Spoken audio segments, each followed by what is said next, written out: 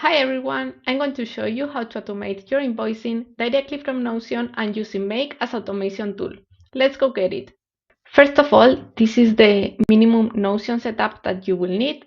Here I have a minimum CRM with two databases, people and invoices. On the people database, you will need to enter the name of the person. You can write the company, how they reach out to you.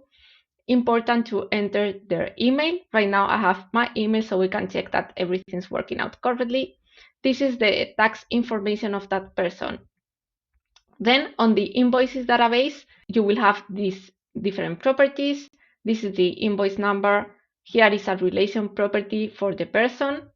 Then you will enter the item, amount, quantity, taxes.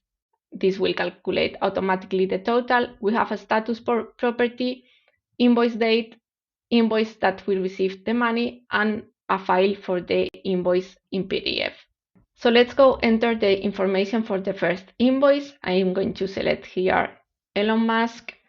I'll say I'm doing a Notion workspace. Amount is 5,000 to 10%.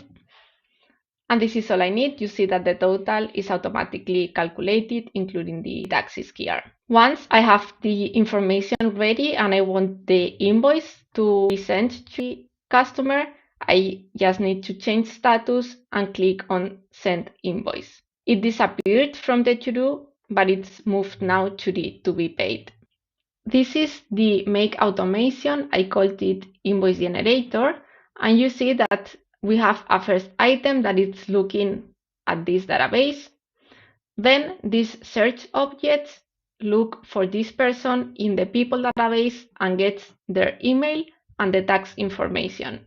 We need a Google template that I have here, a doc, where you see that we have different properties that we in with the information from Notion. Then it downloads a document, sends an email to this person, and updates the database in Notion. I'm going to click on Run and let's see what happens.